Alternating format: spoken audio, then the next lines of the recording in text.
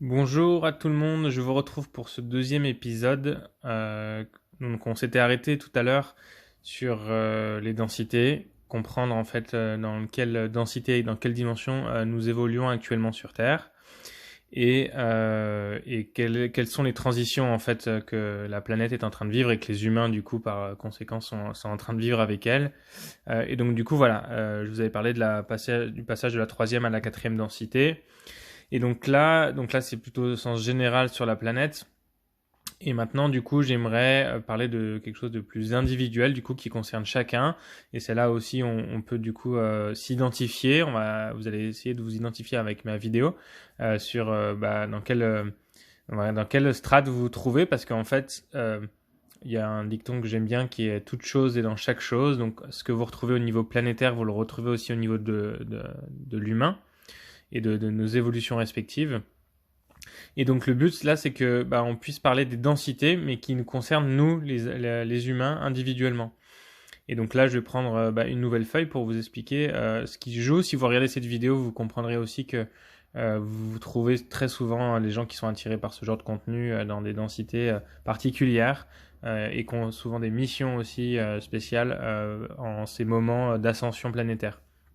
Donc si je prends une nouvelle page, le but c'est que je puisse vous dessiner aussi certains aspects. Alors comme on l'a vu précédemment, la planète, c'est comme, il faut imaginer Gaïa, la planète Terre, comme un plateau de jeu, d'accord. Et nous sommes sur le plateau de jeu. Nous sommes des pions lumineux, mais nous sommes voilà des membres de ce plateau de jeu. Et donc on a compris que le plateau de jeu évoluait, il y allait avoir un nouveau plateau, changeait même, c'était un nouveau, donc on n'était même pas dans une forme, enfin, il y a vraiment une évolution radicale, c'est un saut quantique. Et puis du coup l'humain aussi va faire un saut quantique, mais du coup qui est-il l'humain par rapport à ces densités-là? Lui aussi il vient de certaines densités, et, euh, et je vais vous expliquer quelles sont les différences, et vous allez pouvoir faire des liens avec des choses que vous connaissez déjà et comprendre aussi la manière dont je vous l'enseigne pour essayer de relier les points entre eux. Voilà, sur qui sommes-nous, qui sommes-nous réellement. Donc en fait, comme je vous l'expliquais, on passe de la troisième densité à la quatrième densité. Et en fait, chaque personne a aussi une évolution. D'accord. Donc en fait, si je vous donne la majorité des humains sur Terre, je vais vous donner des chiffres grosso modo, ça c'est mes recherches. Mais là en plus, j'ai pas les chiffres précis, mais je vous donne des chiffres à peu près, pour que vous puissiez à peu près comprendre. Aujourd'hui sur Terre, il y a des âmes, des êtres, pas que des âmes, on va dire des êtres, des personnes qui ont des stades d'évolution différentes et qui ont un certain nombre de vies passées, un nombre d'incarnations, et puis d'autres qui ont des grandes différences dans le sens où elles ont des évolutions, où elles se sont incarnées beaucoup plus de fois et ont voilà, un passé une expérience beaucoup plus grande. Donc, aujourd'hui, si la planète Terre passe en quatrième densité, il faut comprendre qu'il y a des âmes aujourd'hui, la majorité des âmes, on va dire 80%, sont des âmes, des êtres, je vais arrêter avec le mot âme parce que c'est pas le bon, euh, sont des êtres de troisième densité, c'est-à-dire que c'est des personnes qui sont arrivées à un stade d'évolution qui sont de troisième densité. Donc avant la troisième densité, évidemment, il y a la première et la deuxième, et puis la troisième. Donc si je vous fais un schéma rapidement, je vais le faire de gauche à droite. On va faire une sorte de courbe d'évolution, enfin, vous voyez un graphique comme ça. Donc on évolue toujours de gauche à droite, en tout cas chez les Occidents, c'est pour voir l'évolution comme ça. Et si on sépare, je vais essayer de le faire de manière assez équilibrée. Donc ça, c'est première densité. Ok. Première densité. Deuxième. Troisième. Quatrième. Cinquième. Sixième. Et septième. J'en ai mis 7, vous allez comprendre plus tard pourquoi. En fait, la première densité, et ça va peut-être vous parler, ceux qui ont lu par exemple, les romans de Bernard Weber, et en fait, je ne sais pas s'il savait ça inconsciemment ou il le canalisait sans le savoir, mais le niveau 1, en fait, c'est au stade minéral. C'est-à-dire qu'en fait, quand on est créé par la source, on est créé par l'univers, on arrive dans la matière et on arrive au stade minéral. Donc on n'est pas un caillou, mais en fait, on fait partie d'un groupe d'âmes qui s'intègrent, qui s'incarnent en fait dans du minéral. Donc ça, c'est une densité qui représente un certain timing. Et donc, c'est quelques millions d'années d'incarnation en fait, avant d'arriver au stade numéro 2, qui est le stade. Alors, le deuxième, il est particulier parce qu'il est à la fois végétal et puis il termine sur l'animal. Donc ça, c'est les densités. Hein. Donc, première densité, deuxième densité, voilà. Troisième densité, c'est le stade, on va dire, d'homme ou d'humain. Ok, on va mettre humain. Pas d'être humain, mais d'humain. Vous allez voir la différence.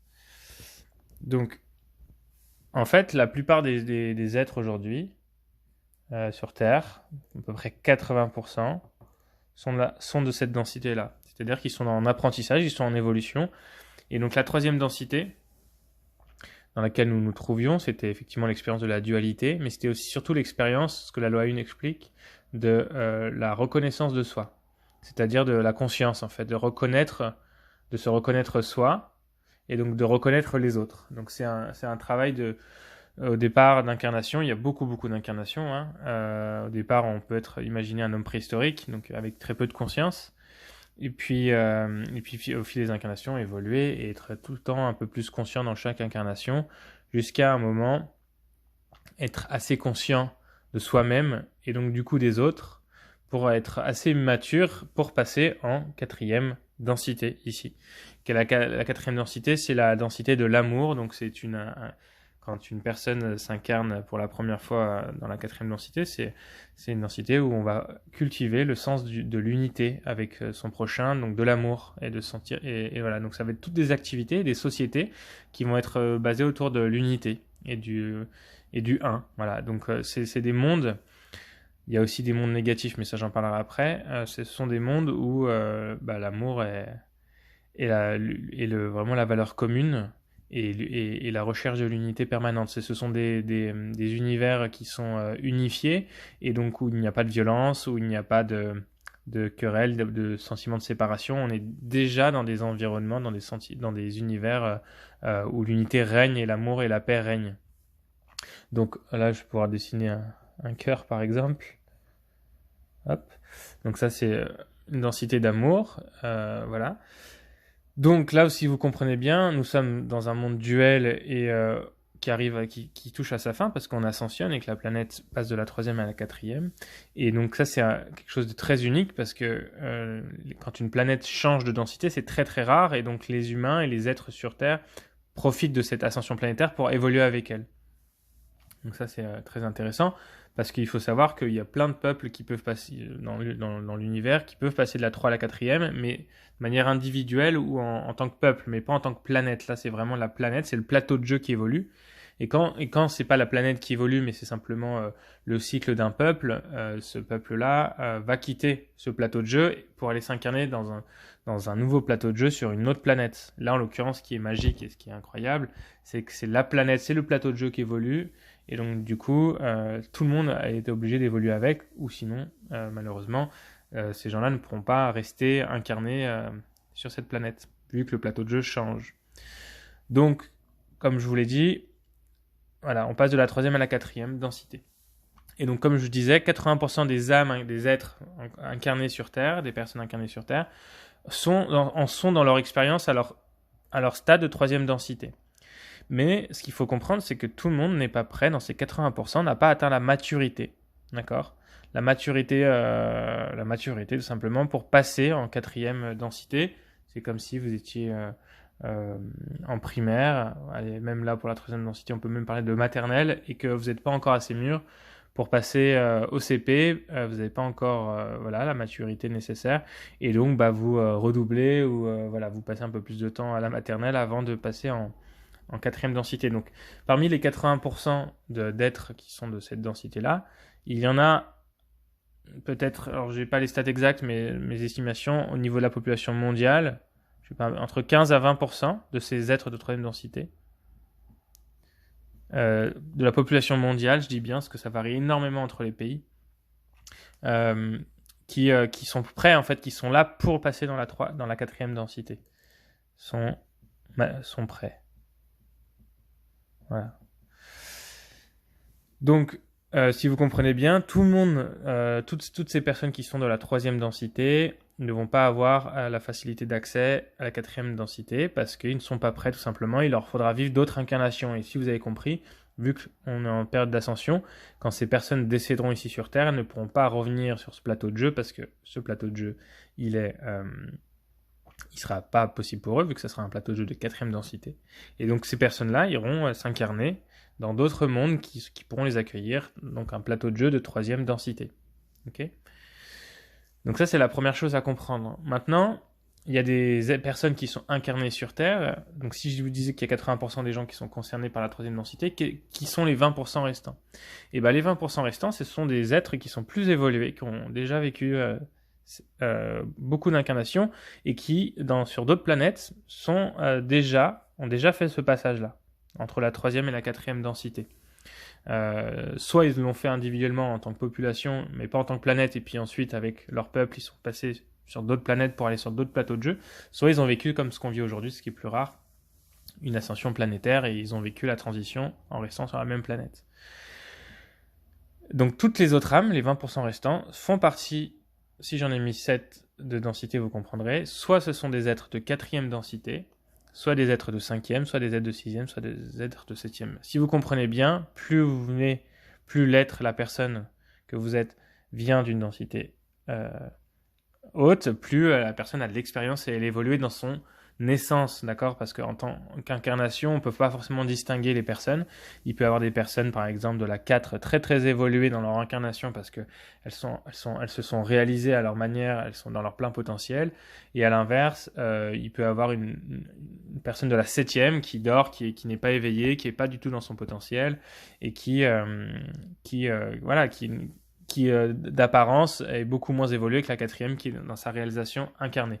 Mais son essence, l'essence d'où elle vient, vraiment son identité profonde, la somme en fait de toute son expérience depuis son existence, de sa création, et ben c'est une âme très très très évoluée. Je vous ferai un schéma après avec les dates, à peu près le temps qu'on passe dans chaque densité. Quand je dis le temps n'existe pas, mais on peut donner des équivalences planétaire, c'est-à-dire qu'on peut dire bah tiens, la 4e densité c'est à peu près l'équivalent de 100 millions d'années terrestres, ce qui est à peu près le cas d'ailleurs avec la 4e densité.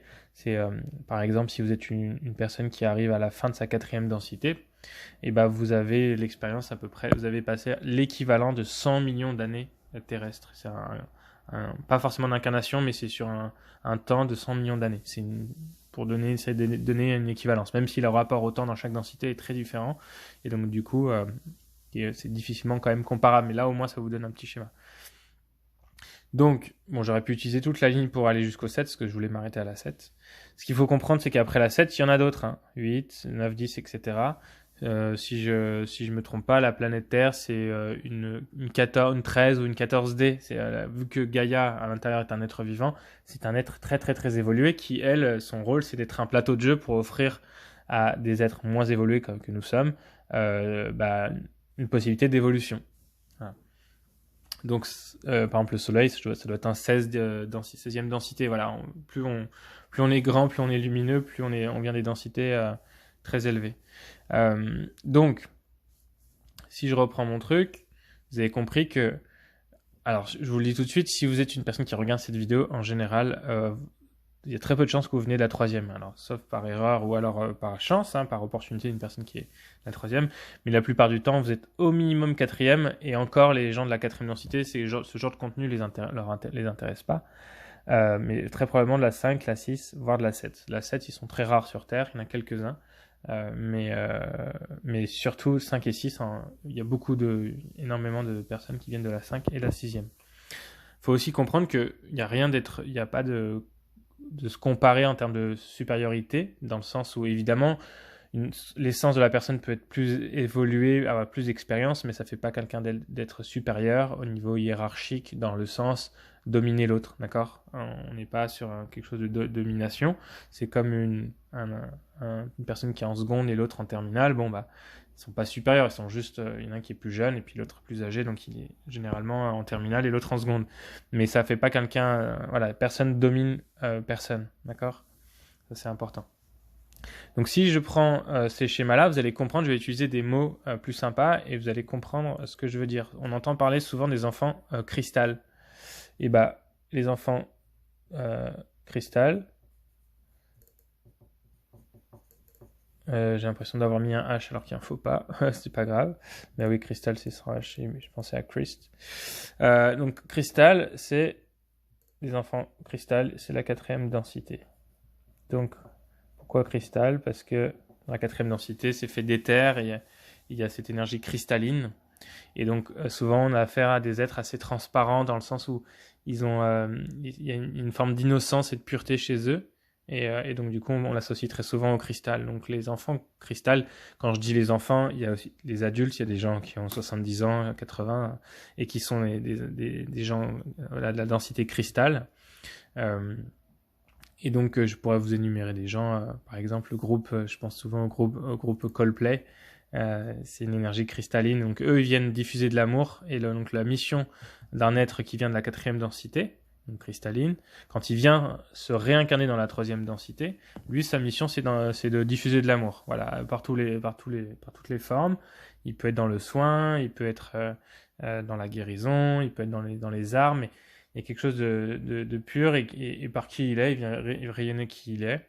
Parfois en groupe, comme un groupe de musique par exemple, mais parfois seul dans son incarnation, dans le sens où il a un métier seul. Ça peut être vraiment dans tous les styles. J'ai une coiffeuse, un masseur, n'importe quoi. Donc chacun, dans toutes les densités, pourra faire une activité ou rayonner à sa manière. Donc ça, le cristal, c'est les êtres de la 4e densité. Donc après, je rentrerai dans le détail de chaque sous-densité. Vous comprendrez aussi qu'il y a beaucoup de variations en fonction de là où on en est la personne dans sa propre densité, et c'est ça aussi qui devient intéressant. Donc la 5e densité, c'est les êtres qu'on appelle diamants. Les diamants, 5e densité. Donc là, il y en a beaucoup aussi. J'essaierai de vous faire des estimations en 4e densité. Vous en avez beaucoup. En fait, dans les 20% restants des humains, on va dire que c'est un peu plus ou moins réparti entre la 4, la 5 et la 6. Voilà. Donc il y a un peu moins de 4e, quoique aujourd'hui les enfants qui naissent beaucoup sont des 4, parce qu'en fait ils viennent s'incarner dans des familles notamment de 3e dimension, de 3e densité, des êtres, des parents qui sont de la 3e densité, mais qui sont prêts à passer à la 4e. Donc il y a beaucoup d'enfants de 4e qui viennent un peu déclencher, je les appelle les 3D, les êtres de 3e densité, qui sont prêts à passer dans la 4e, et donc ils récoltent un peu de l'énergie d'amour de leurs enfants, et puis au moment du passage, ça va être très difficile, il faudra changer, il y aura beaucoup d'émotions, beaucoup de choses, on est déjà en train de le vivre à notre manière, et donc ces parents-là vont être poussés par leurs enfants à les suivre en fait dans le nouveau monde. Ce qui est intéressant, c'est que les cristals sont plus ou moins prêts déjà à passer dans le nouveau monde. Ils auront bien sûr un travail à faire sur eux, mais ils ont ce qu'on appelle le corps cristallin en déjà activé. Donc c'est pas des êtres, ce qu'on appelle missionnés, c'est des incarnations un peu plus légères en général. Il y a quand même beaucoup de 4e densité qui vivent beaucoup de challenges, mais ils ont un truc en plus, c'est qu'ils ont déjà une double activation d'un corps qui fait qu'ils auront moins de travail à faire au moment du passage. Moins de travail à faire que les 3e densités ou les 5, les 6 et les 7. Voilà. Donc les diamants, c'est les 5e densités, et donc c'est des êtres aussi encore plus évolués que la 4e densité.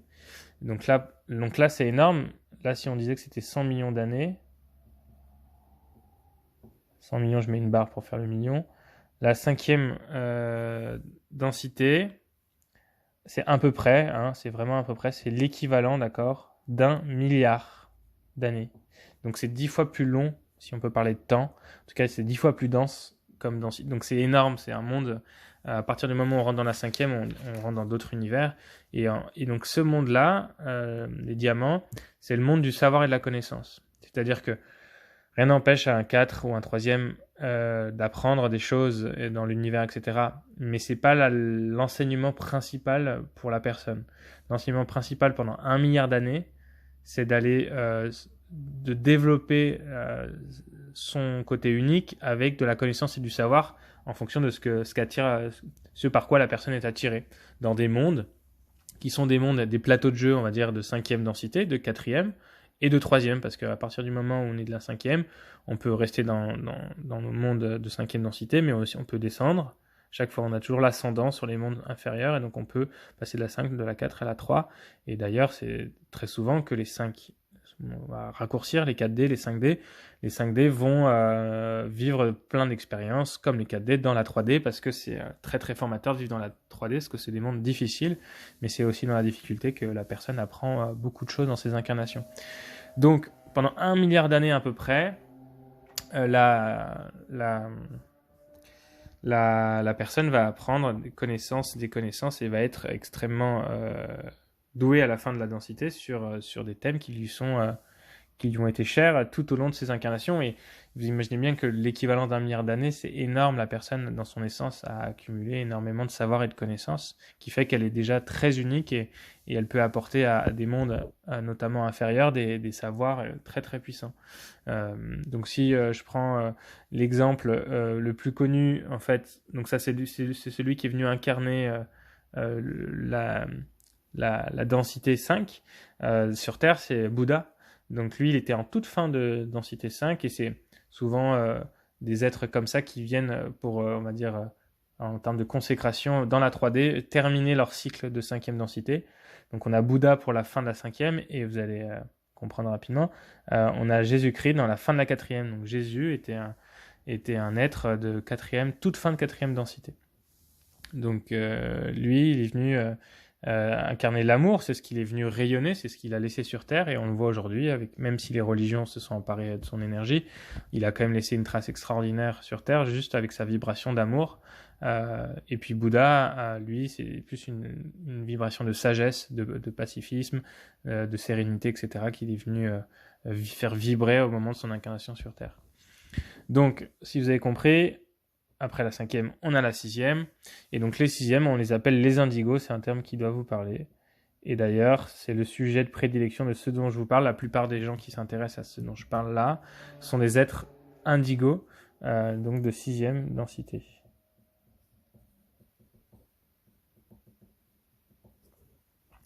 Et donc, pareil, à peu près, c'est à peu près 1 milliard d'années d'équivalent sur Terre d'expérience pour la personne. Donc c'est énorme. Et donc, quand on arrive à la fin de la 6e densité, on est une personne qui a à peu près une expérience de plus de 2 milliards, parce que là je ne vous ai pas compté, mais c'est à peu près 2 milliards 200 millions d'années d'équivalence terrestre. Donc c'est monstrueux en termes d'expérience dans l'essence de la personne. Incarnée sur Terre, c'est différent, avant qu'elle se réalise. Mais si elle se connecte à qui elle est vraiment, elle a toute cette expérience en elle. Donc la densité indigo, c'est aussi un comment dirais-je, une densité d'enseignement. Chaque densité a son lot d'enseignement. Et donc la 6e densité, c'est l'apprentissage de la 4e et de la 5e réunies. Ça veut dire quoi? Ça veut dire que on vient cultiver l'amour, mais associé à la connaissance et à la sagesse. L'amour, c'est-à-dire le sens du collectif, le sens du un, le sens de l'autre et du soi, et associé au sens du savoir. Et en fait, l'indigo, c'est clairement une personne qui vient soit apprendre, soit se réaliser dans la matière, mais c'est comme si vous faisiez collaborer des sages. Voilà, donc en gros, c'est travailler dans la sagesse ensemble. Et donc, travailler ensemble pour faire des choses, on va dire, basiques, il n'y a pas forcément besoin de grosses connaissances et de sagesse, mais par contre, venir implanter, par exemple, ça peut être un nouveau système politique, des nouvelles moyens de fonctionner dans le monde, ou créer des innovations technologiques, mais les déployer ensemble, les faire travailler, les faire innover, développer un cabinet d'ingénieurs qui fait que vous êtes avec plein de gens très brillants et les faire et travailler tous ensemble. Ça, c'est plus des énergies d'indigo, dans le sens où il faut à la fois mêler du savoir et de la connaissance, mais à la fois les faire transférer, passer, communiquer avec les autres qui ont cette même vocation. Et donc ça, c'est une densité qui est très difficile parce que, comme je dis, mettez un sage tout seul, c'est bien, mais deux sages ensemble, ils sont moins sages. Voilà. Et c'est difficile ensuite de faire collaborer des gens qui ont un gros savoir, qui ont parfois beaucoup d'ego aussi, qui ont beaucoup de caractère. Et donc, le but des enfants, des êtres indigos, c'est de faire tomber les égos et de pouvoir faire émaner chacun le talent ultime que la personne, enfin les talents de chacun et les faire fusionner entre eux pour créer de la magie et créer quelque chose d'exponentiel à plusieurs. Donc voilà pour les enfants indigos. Et il reste ceux que je suis au courant et qui s'incarnent sur Terre. Je crois qu'après la 7e, il n'y en a pas. Mais c'est les enfants arc-en-ciel. Donc là, il y en a très peu de par mes recherches. Il y en a de plus en plus, mais ils sont quand même très peu nombreux apparemment. Et donc les êtres arc-en-ciel, j'en sais pas beaucoup sur la densité parce que moi, je ne suis pas de cette densité-là. J'arrive en toute fin de 6e. Mais les êtres arc-en-ciel, c'est des êtres qui ont dépassé le niveau de l'arc-en-ciel, donc qui sont plus âgés. Et donc c'est des êtres qui, si j'ai compris, vont plus être de l'énergie de la 5e, dans le sens où c'est des gens des êtres qui ont beaucoup de sagesse en eux. Et j'ai cru comprendre qu'ils aidaient, en fait, eux, ils étaient là dans la matière, en tout cas, pour aider les 6e à bien faire collaborer tout le monde. Donc eux, ils ont un rôle plus individuel pour que quand les gens de la 6e travaillent entre eux, ils aident, les 7e ont des rôles de conseillers en fait, ou de bras droits, parce qu'ils ont eu l'expérience dans le passé, ils ont l'expérience de ça, mais ils jouent pas ce rôle-là. Ils font les ponts avec effectivement toutes celles qui sont en dessous. Donc voilà, mais j'ai pas beaucoup d'informations, et c'est le principe de la magie divine. Tant que vous n'êtes pas au niveau d'au-dessus, vous avez beaucoup moins d'informations sur ces sujets-là. Donc voilà pour cette vidéo. J'espère qu'il vous a été clair sur les densités, et ça va déjà vous permettre de ressentir doucement à quelle densité vous pouvez appartenir. Voilà. Je vous dis à très vite pour une prochaine vidéo.